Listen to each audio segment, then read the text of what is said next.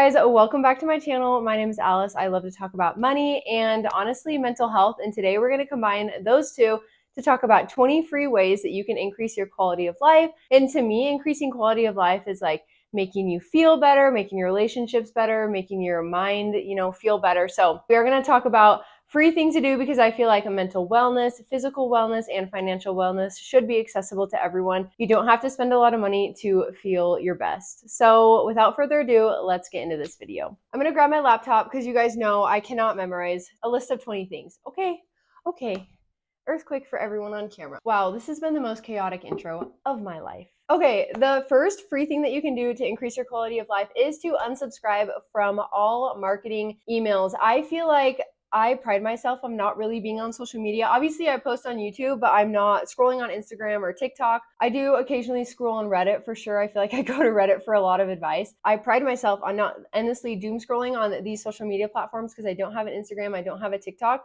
But then I find myself doom scrolling on the marketing emails, spending countless time on these websites that sell clothes because they know me, they know what I like, I love clothes. And so I'm just, even if I don't buy anything, I'm just like obsessively looking at these clothes. And then I'm feeling this overwhelming desire of like, I want all these things that I'm not going to buy. And so it's just, I don't know, it really doesn't make me feel amazing. And so unsubscribing from these marketing emails will just honestly clear your inbox and clear your mind. So that's a really free way to just de-stress your life, declutter your digital life. Okay, and the second thing you can do is go on YouTube and watch yoga videos. I absolutely love yoga classes. They're so fun, but they actually are kind of a little bit too expensive for me. I know there's one yoga studio that I would go to some of the free classes when they're doing like the yoga teacher training. So the classes were free, but if you wanted to pay to go, it was like $40 a class. And for me, that's not super accessible, especially as someone who likes to work out 3 times a week. I'm not really down to spend $120 a week, and that's like $500. Am I doing the math correctly? That's like $500 a month, and I'm just not really at that point where I'm able to spend $500 a month on yoga, which totally increases the quality of my life because it helps me feel amazing with balance and flexibility. And I feel like those are things that a lot of people neglect. And if you focus on feeling your best by stretching and doing yoga and balancing, you can feel really empowered and you can feel amazing. But I'm not going to spend $500 on feeling flexible and well balanced. So I feel like going on YouTube and looking up yoga videos will definitely help improve the quality of your life, especially when it's too cold to go outside to exercise, and you just need to be kind to yourself. And it also has a meditation at the end, which is super helpful.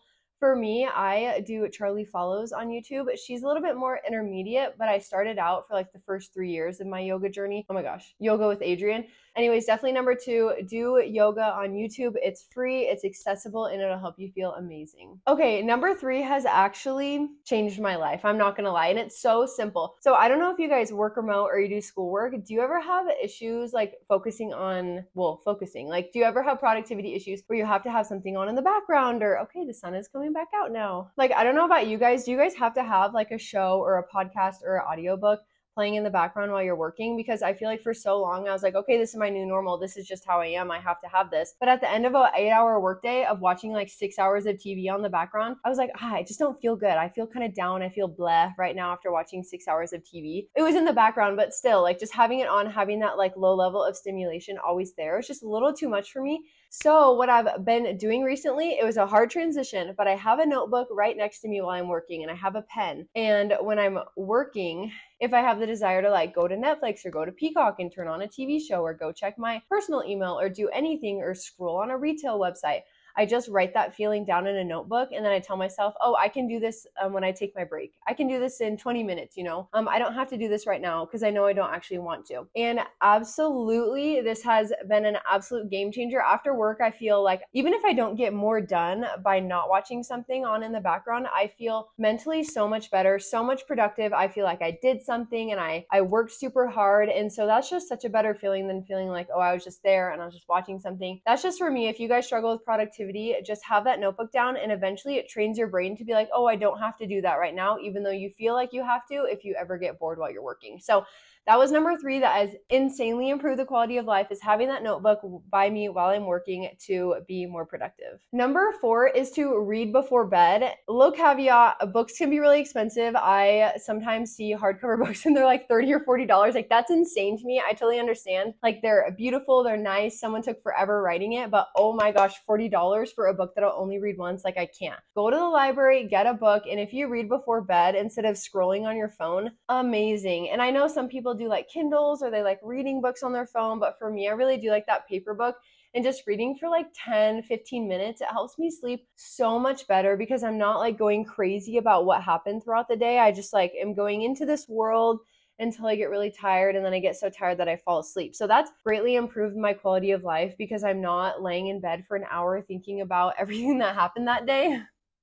Okay, number 5 is probably my favorite tip, and this is to have a candlelit dinner with your partner. For me, the biggest indicator of my perception of how high of a quality of life I'm living is my relationship with the closest people in my life. And obviously, my closest relationship I have with someone is with my husband. Dinner doesn't have to be this formal, amazing thing, but I do feel like slowing down, turning off the lights, and having a candlelit dinner sometimes, it just helps you connect better with the person and talk with them and like really be there and really listen, even if it's just like we're eating pizza or something. But I think doing this has greatly increased the quality of life because it's just like a fun way to connect with your spouse. And then you just feel closer to someone, you feel bonded to someone. I don't know, it's amazing and it's completely free to do. I mean, as long as you have a candle, but a candle's like a couple dollars. So yeah, anyways, I definitely recommend doing that every once in a while just to shake things up and remember that the other person's special and you remind yourself that you're special. I think we're on number 6. Number 6 is pack a lunch. So packing a lunch has greatly increased the quality of life, not only because we save a lot of money when we pack a lunch, but also I feel like sometimes when you eat out, you don't realize what food is actually in the food that you're eating when you eat out, and you feel like garbage after you eat out because you didn't realize it had 300% of your daily intake of sodium in that meal. Like, I feel like packing a lunch, you get to be like, okay, I need a fruit or I need a vegetable, I need a balanced meal, and you just feel better when you pack a lunch because you're eating these foods that you know and that you're kind of controlling more of what you want your day to look like because I don't know, I feel like food really impacts my day, and if I eat something that I don't like, that doesn't sit well with me or doesn't make me feel amazing, sometimes I have a hard time focusing or I just feel blah or I don't want to work out after that. So number 7 is going to help you guys feel more confident in your finances, and that is to use a simple free budget spreadsheet from Google Spreadsheets. Yeah, in order to feel more empowered with your finances.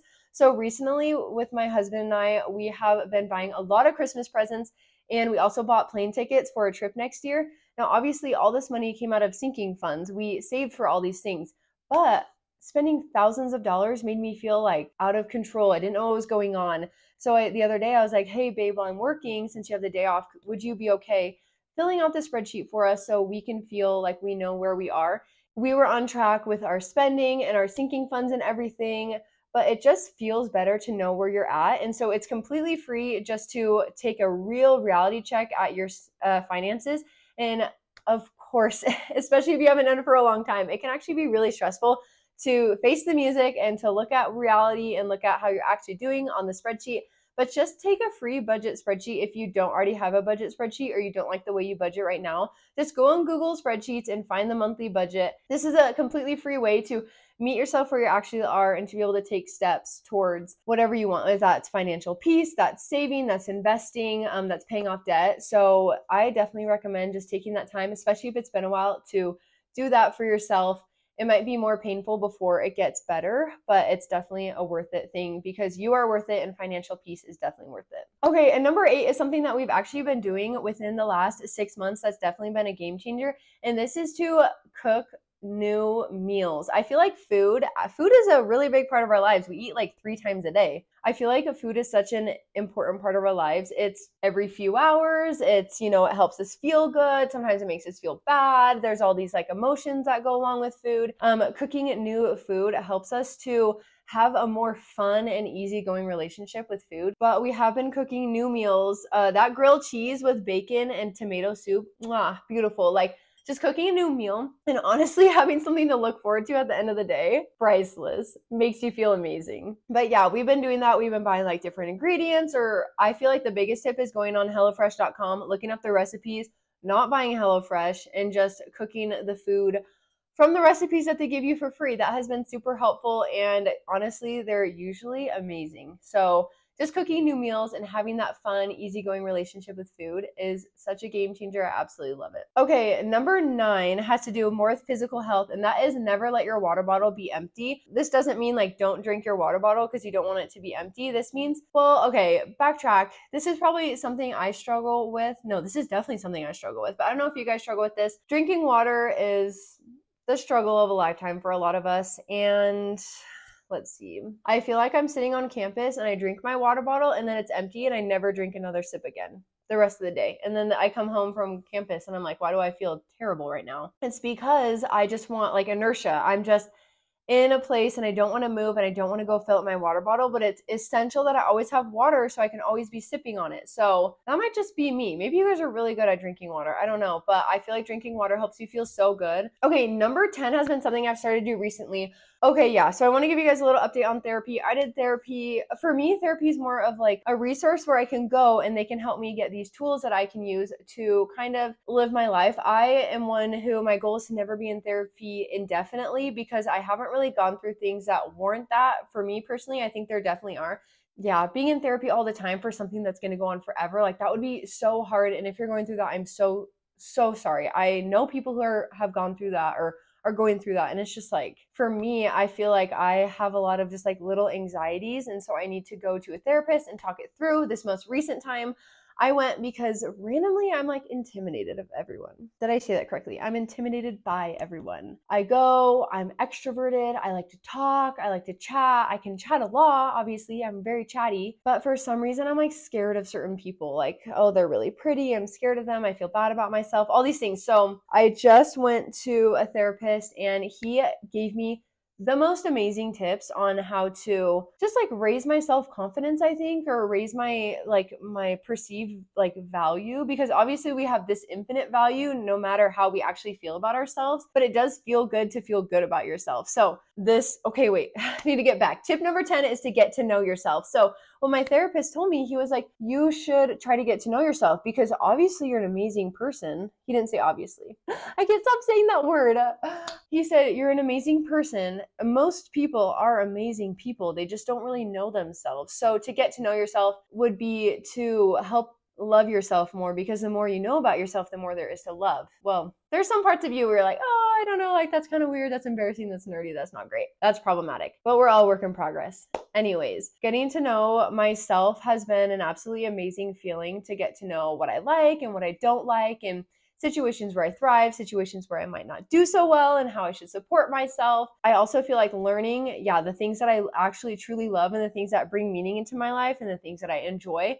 Now that I know what those things are, I can bring those more into my life. So that's been an amazing feeling. That's tip number 10, is to get to know yourself. That's a completely free thing that can really better your relationship with yourself. And I feel like that's a lifelong pursuit, so worthy of like pursuing, because you're always going to be that person with you. Even if you have amazing people in your life that are always supporting you and always telling you that they love you and that you're an amazing, I've noticed that the only person that's with me when I am in my mind before I'm falling asleep is me. There's no one else. It's just me. How do I feel about myself? That relationship with yourself is absolutely crucial. Okay, number 11 that I know most people probably don't want to do is drive in a car without any music. So driving in a car without any music has actually really helped me to work through a lot of emotions. This is definitely a tip that helps with mental health for sure. We have so many thoughts and feelings going throughout our mind literally every second of the day, even if you're not aware of them.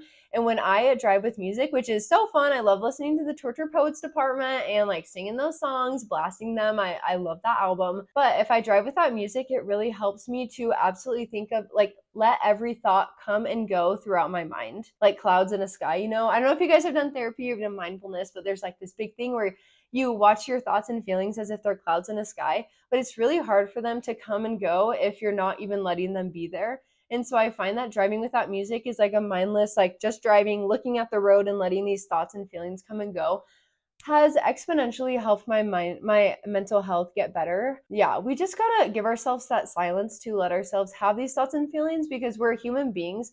Our bodies have gone through evolution to try and keep us alive, and now we don't really feel those same fears of like tigers and snakes, and we don't really have to think about being alive all the time because there's an abundance of a lot of things now. And so, but we still have those thoughts and feelings. We still have like, I don't want to get kicked out of the tribe, and I don't want to die of starvation, and I don't want to do all these things. So we have a lot of these thoughts and feelings, and we just need to give them space to come and go. Because if you stop them from coming, or if you keep them forever, they just become really sticky. And I feel like that's where a lot of the pain comes from when talking about mental health or when experiencing mental health issues. So that's me. I'm not an advisor, but that is a little tip or trick that you can try if you feel like you need a little bit of silence in your life and you just need to let things come and go. Okay, tip number 12 is to create a vision board. So I feel like creating a vision board is really, let's see, how do I describe this? I don't think vision boards have like this power over you to make you be that aesthetic girl that you want to be. But I think vision boards are a great way to like, be like, oh yeah, I am excited about the future. Like I can get better. I can do better things. So creating a vision board is not going to absolutely change your life and like force you to become this amazing person that like takes aesthetic photos at cafes or has the world's best clothes or anything. But I think it just like inspires you. And that feeling of wanting to get better and like that feeling of hope and that feeling of knowing that the future will be different than the past is like so empowering and so great. And I just think everyone should feel that every once in a while. So creating a vision board is definitely a great way to do that. And you can do that. It's really fun to do with like a magazine and cutting that out. And it's also super easy just to do it on a free version of Canva. You just copy and paste those photos on there. So yeah, I really like that. Okay, and number 13, you can throw away a few articles of clothing. I feel like we all have that clothing in our closet that we're like, I don't really like that and I don't foresee myself wearing that, but I'm going to keep it for some reason. You can throw it away or you can donate it. And just decluttering your physical space, I feel like is so good for your mental health. I feel like people are always like, oh, if you throw something away or you donate it, like you're going to have to pay to get another one. But I also feel like you kind of pay to keep things. You pay in mental space and physical space. So it's definitely a balancing act, but if you have things that you don't love, just let them go. Okay, number 14 is journal. Journaling is awesome because it's completely free, especially like you're like, oh, I don't have a journal that I can journal in. You can just journal on Google Docs, or you can journal a note on your phone or on your computer. And I feel like that's a great way. I know that journaling isn't everyone's favorite thing, but I know that journaling can help again get all those thoughts out of your mind that you're going to have anyways, and they're going to be there sometimes if you don't acknowledge them. So journaling can just help you get everything down. Last night I did have quite a fun crying session because okay, I don't know if you guys have done therapy. Also, if you have, everyone kind of does different therapy. Everyone has a different experience. But again, the therapy I did like years ago was my therapist was like, well, you should just like get all those thoughts out, all of them out on the paper. And so last night I did that for something that was really bothering me. Have you guys ever had an experience where it's like the experiences in the past, yet you still feel so emotional about it for some reason? Like you cannot let it go. Like, why am I at this party? Like last night, like why was I at this party talking to someone, bringing it up a little bit and like starting to cry a little bit? Like why? It's in the past. So it's so crazy. So I wrote down all my thoughts about it and I got them out, and I was just crying so much because all those thoughts and feelings, they come back, and I was able to realize these things that I had been holding in, that any person holding them in, like, oh gosh, that's like so much to hold in, so much for my little noggin to hold in. So I'm so grateful I got them out. And afterwards I was like, I feel amazing. Like I legitimately feel amazing. I didn't know that was affecting me like that. So sometimes with mental health, it hurts a little bit before it gets better. But I promise you that it's worth it to get over that hill and to start feeling better and to have a better relationship with yourself and better relationship with all objects and people on this earth. Okay, number 15 is just to take 10 deep breaths. So for me, I feel like this is so helpful if you ever are just feeling so intense inside and so stuck or so, I don't know. Do you guys ever just like feel like, oh my gosh, I'm freaking out right now? Me, like I feel that. I feel like it's so calming. I read somewhere that the breath out is what really calms you down. And so doing that has been an absolute game changer because I feel like you make better decisions after you breathe. Just that's something super simple, super free that you can do if you need it in a pinch. It works in public, at parties, at church, at school, while you're falling asleep. Like it's amazing. I definitely recommend that. Okay, number 16 is to create a happy playlist happy playlist or watch happy shows or read happy books. I am super impacted by the media that I consume, and I realized that there's nothing wrong with sad songs. I love Olivia Rodrigo, Tortured Poets Department, murder mystery books. But after like consuming maybe 100 hours of this sad content in a month, I'm like, dang, I'm not feeling good. I'm feeling kind of sad. So if you make a list of like happy shows, like the Great British Baking Show, Holiday Baking Championship, I have a playlist that I made with honestly a ton of One Republic songs because their songs are really inspirational. And just every once in a while, listening to those and reminding yourself, like, oh, happiness, life is a highway, like Rascal Flatts, like songs like that, just to make yourself feel a little bit better. Because if you're consuming hundreds of hours of sad content, like, don't you think that's going to impact you a little bit? So maybe also inserting a little bit of happy media into your life is definitely going to make a huge difference. And it's free because you already have those media channels. It's just kind of adjusting what you listen to, what you watch, or what you read. Number 17 is to look through your old photos. So how many of us are on social media, or we're scrolling, or we're looking through other people's photos and we're seeing how absolutely happy and perfect their lives are? Yeah, we've all done that before. And I feel like we forget that we have actually lived really happy and fulfilled lives as well. And so if you just go on your camera roll, and this is completely free, you already have the photos there, and you just scroll through your photos and you look at the memories that you've made, it just helps you feel like, oh yeah, I have lived this super awesome life, and people are also living their awesome lives. Like, good for them, good for me. Like, that's awesome. So just a little something like to put your mental health at ease and to put your life more into perspective. Okay, number 18, especially in the winter, I would say is take a bath or a really hot shower. I love a super good hot bath. I just feel like in the winter sometimes I'll go through 12 hours if I haven't felt warm in 12 hours. You know, I want to feel warm. I want to feel cozy. And so taking a bath just helps you feel like all cozy. It's like a big hug. But the 19th thing is to create in some way. Now, I really like to write songs because I feel like it's super cathartic and I can get my feelings out like super, super fast and it doesn't have to be really long. Writing songs can be really, really hard and really tedious, but if you just write it on a Google Doc and then you find a little backtrack on YouTube, that totally helps. And I used to feel like that was really cheesy. I was like, oh my gosh, I can't believe I write songs to get my feelings out. But I feel like we listen to songs. I've been listening to songs ever since I was little, and it's just a great way to help me feel like I get all my feelings and emotions out, and I absolutely love that.